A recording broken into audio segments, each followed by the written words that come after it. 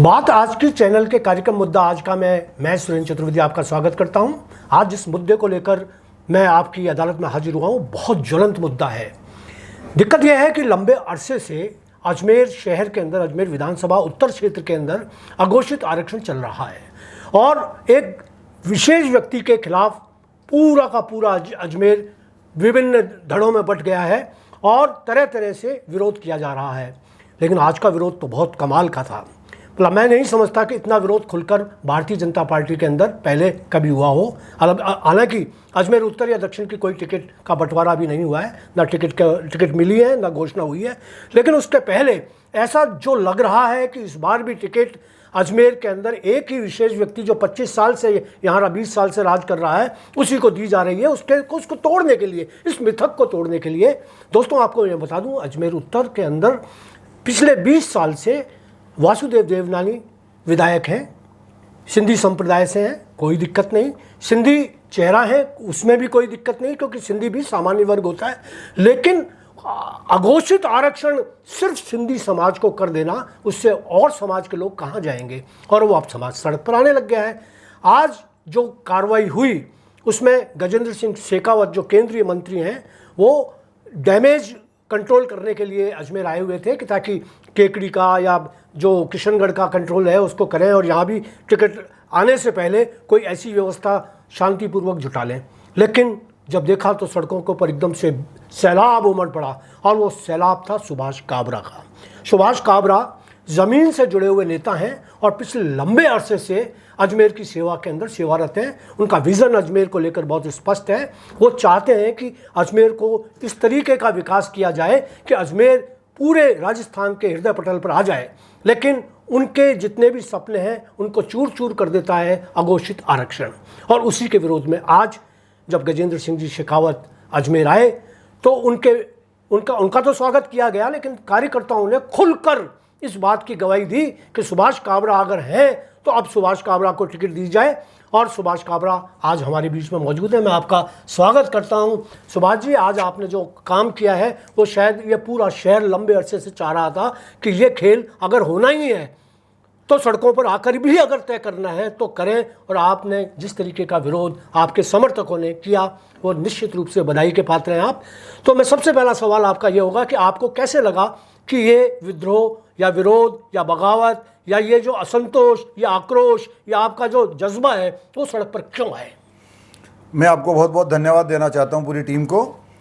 आपने मुझे यहाँ बुलाया उसके लिए आपको पूरी टीम को बहुत बहुत धन्यवाद।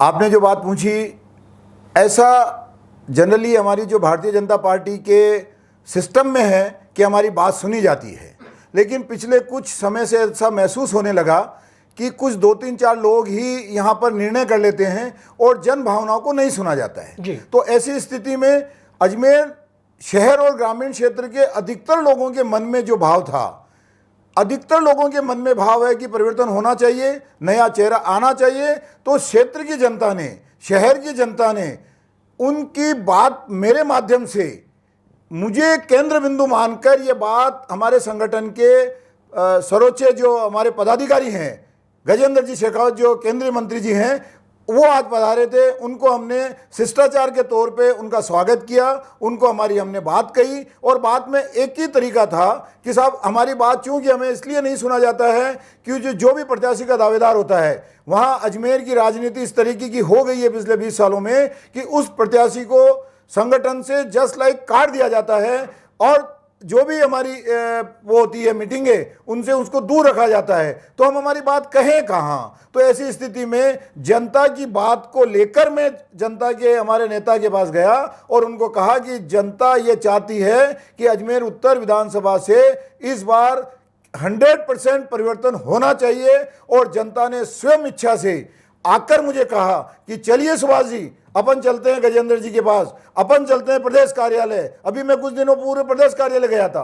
आज जब ये करने के बाद तो जनता इतनी आतुर है कि अगर जरूरत पड़ी तो 1000 की 2000 की संख्या में दिल्ली जाने को भी तैयार है, लेकिन वो अपने लाडले को यहाँ का जनप्रतिनिधि बनाना चाहती है। बिल्कुल, इसमें कोई दो राय नहीं है सुभाष जी। पिछले लंबे अरसे से हम हमारे चैनल पर विभिन्न वर्गों के, विभिन्न समुदायों के, विभिन्न जाति वर्ग के नेताओं को बुला रहे थे और उनसे ये पूछ रहे थे कि जो अघोषित आरक्षण चल रहा है इस पर आपका क्या रवैया है, क्या विचार है। और आपको ताजुब होगा कि चाहे ब्राह्मण समाज हो, चाहे वणिक समाज हो, चाहे जैन समाज हो, चाहे और दूसरे समाज हो, सारे जो प्रतिनिधि पैनलिस्ट हमारे पास आ रहे थे वो सारे के सारे परिवर्तन चाह रहे थे। वो चाह रहे थे चेहरा परिवर्तन। और आपको ताजुब इस बात का है कि सिंधी समाज के नेताओं के 2-3 पैनल हमारे पास आए जिन सब ने मिलकर ये कहा कि इस बार चेहरा तो बदल ही दें, अगर आप जाति न भी बदलें तो चेहरा तो कम से कम बदल ही दिया जाए। तो आपकी लड़ाई जाति बदलने को है या चेहरा बदलने को है? बहुत अच्छा क्वेश्चन किया। देखो, भारतीय जनता पार्टी जाति बेस राजनीति नहीं करती है, ये सभी समाज को साथ लेकर चलती है, लेकिन सब समाज की चिंता भी करती है।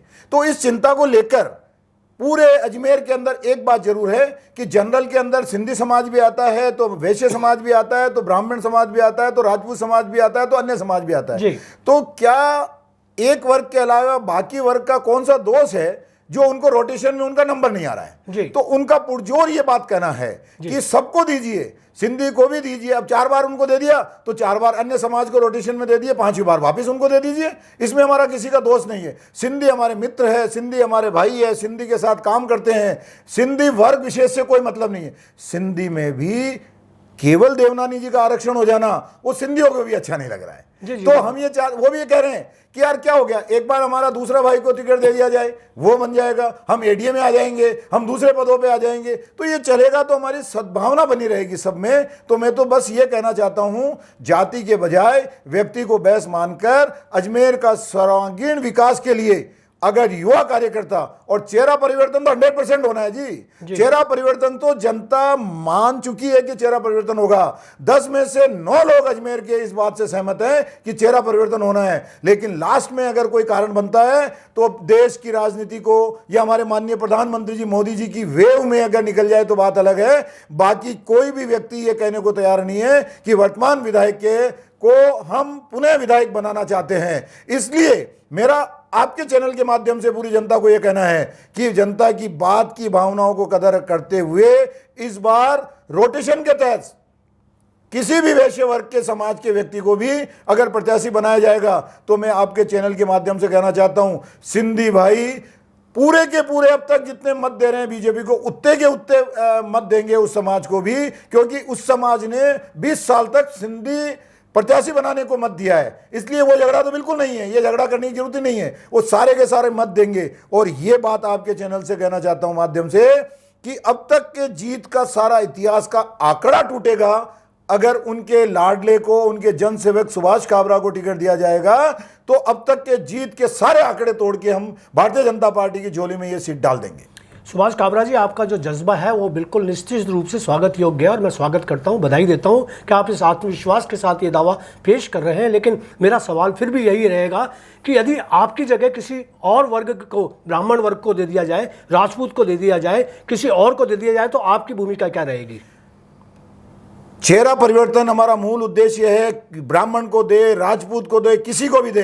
मैं भारतीय जनता पार्टी का निष्ठावान कार्यकर्ता हूं, पिछले 35 साल से निष्ठा कर रहा हूं। ऐसे अनेक मौके आए हैं जब जाति की बात आई थी कि हमारे वैश्य समाज में डॉक्टर भारती जी को मैं आज आपके चैनल के माध्यम से कहना चाहता हूं, जो आपने कोड भी किया है, तब भी हम देवनानी जी के साथ में कंधे से कंधे लगाकर खड़े थे, क्योंकि मैं निष्ठावान भारतीय जनता पार्टी का 35 साल से मूल संगठन का कार्यकर्ता हूं। मैं इधर उधर होने वाला नहीं हूं। लेकिन बात जब आ जाती है पूरी बात पे कि हमारी बात मानी नहीं जाएगी, तब हमें कोई मजबूरन कोई निर्णय करना पड़े तो बात अलग है। बाकी अगर हमारी बात मानी गई तो 100% ब्राह्मण आए, राजपूत आए, डंके की चोट यहां से विधायक बन के जाएगा भारतीय जनता पार्टी का।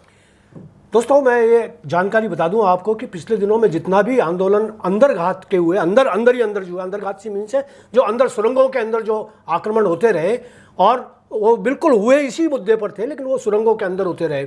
अगर सुरंगों से बाहर निकल कर कोई आए तो कुछ लोग सुभाष काबरा के नेतृत्व में पहले भी जा चुके हैं जयपुर, और जयपुर जाकर उन्होंने अपना विरोध प्रदर्शन किया, लोगों से मिले, राजनेताओं से मिलकर वो आए। लेकिन मुझे जो मालूम चला, वो जो फीड किया गया, वो ये फीड किया गया कि विधायक महोदय ने ये कह दिया कि साहब सुभाष काबरा एक सुनिश्चित कार्यक्रम के तहत अपने आप को बोने के लिए, अपने आप को विधायक बनाने के लिए ये कार्यक्रम कर रहा है, बाकी सब सुनियोजित है। और ये ठीक उसी तरीके से है जिस तरीके से कमल प्रकाश कृष्णानी भाजपा के अंदर अपने सिंधी मतों को लेके गए और सिंधी मतदाताओं को ले जाकर वहाँ प्रदर्शन करवाया। उनको भी उन्होंने सुनियोजित बताया, सुभाष काबरा को भी सुनियोजित बताया।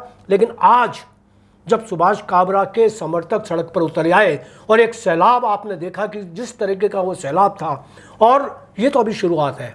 अगर विद्रोह की और चिंगारी अगर इसी तरीके से फूटी तो अन्य समाज के लोग भी इसी तरह सड़कों पर आएंगे, क्योंकि ये अंदर पनप रहा है। एक ज्वालामुखी है जो आदमियों के मतदाताओं के मन में 20 साल से चल रहा है। अगर 5 साल फिर आपने एक 76 साल के व्यक्ति को दे दिए तो ये युवा कहाँ जाएंगे? तो युवाओं को नेतृत्व देने का सवाल अगर आता है तो मैं ये जानता हूं कि सुभाष काबरा युवा नेतृत्व देने के अंदर सर्वाधिक उपयुक्त व्यक्ति है। पिछले दिनों मैंने ये महसूस किया कि इनके समाज के बहुत सारे लोग बाग, वैश्य समाज के साफ कहूँ, वैश्य समाज के बहुत सारे लोग बाग आपके साथ भी थे और धर्मेंद्र राठौड़ के साथ भी थे। वो इधर उनका स्वागत करते थे, उधर आपके साथ ज्ञापन देते थे, इधर उनकी सभाओं में भाग लेते थे, इधर उनके साथ। और ऐसे दोगले चरित्रों के बारे में आप क्या कहेंगे जो आपके साथ में पल रहे हैं?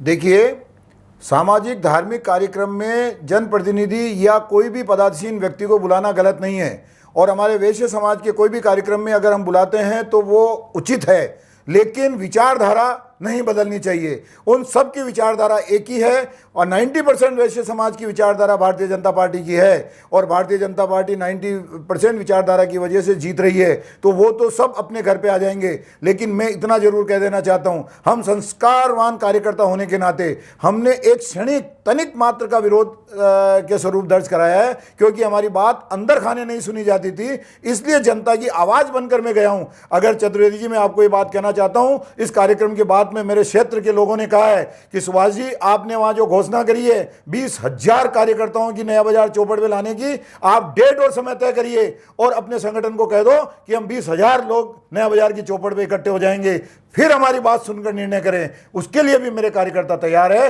क्योंकि उनके मन में जो ज्वाला फूटी हुई है, उनके मन में काम की जो जिज्ञासा है, जो हमने उनके काम करने का तरीका डेवलप किया है, उनके विचारों को हमने उतारा है उनको ग्राउंड स्तर पे, उनको ऐसा लगने लगा है कि सुभाष काबरा के नेतृत्व में हम सुरक्षित रहेंगे, रोजगारित रहेंगे, और हमारी बात को ठीक तरीके से रीति नीति और भाषा के रूप में समझा जाएगा, और हमारे बीच में रहकर हमारे दुख सुख के अंदर खड़ा रहने वाला व्यक्ति को हम किसी भी हालत में विधायक बनाएंगे, ऐसा उनका मन भाव है। सुभाष काबरा जी, जनता का भी मत है, आपका भी दृढ़ निश्चय है, लेकिन आप उसको क्या कहेंगे कि जब आने वाले 2 या 3 दिन के अंदर एक तलवार लटके आएगी और एक सवाल पूछा जाएगा पार्टी की तरफ से कि आपने जो बगावत की है, क्यों ना आपके खिलाफ अनुशासनात्मक कार्रवाई की जाए? क्योंकि आप ये जानते हैं कि विधायक देवनानी जी इस मामले में सर्वाधिक चतुर व्यक्ति हैं, और वो हमेशा यही करते हैं कि जैसे ही कोई स्वर उठता है वो सबसे पहले उसे दबाने की कोशिश करते हैं। वो वॉलीबॉल के बहुत अच्छे खिलाड़ी हैं, जैसे ही बॉल ऊपर उठती है वो स्मैश करते हैं और दबाकर उसको मार देते हैं उसी समय। ऐसे कई उदाहरण पहले हुए हैं, और यही वजह रही कि देवनानी जी के सामने कोई सिंधी नेता आज तक सर नहीं उठा पाया, कोई खड़ा नहीं हो पाया। जिस नेता को आज वो है 10 नंबर तक में कोई सिंधी नेता नहीं है। तो ऐसे में अगर आप पर कोई कार्रवाई होती है तो सुभाष जी फिर क्या करेंगे? देखिए, मैं जनता का प्रतिनिधित्व के रूप से बिना पद और पोस्ट का व्यक्ति हूं। इन पोस्टों के लिए, पोस्ट मेरे जनता के लिए एक बार नहीं 1000 बार कुर्बान कर दूंगा। लेकिन ये आपने बहुत अच्छी बात कही कि ये किसी को घूघरा नहीं डाकने देते हैं। इन्होंने पिछले 20 सालों के अंदर बहन भाइयों ने आपस में पदों के झगड़े के अंदर समाप्त कर दिया, और इस अजमेर का जो स्वरूप निकल के आना चाहिए था उसका विनाश कर दिया। अगर मैं ये बात आपके यहाँ चैनल के माध्यम से भी कहना चाहता हूँ, अगर वो हमारे को कुचलने की कोशिश करेंगे तो जनता उनको छोड़ने वाली नहीं है।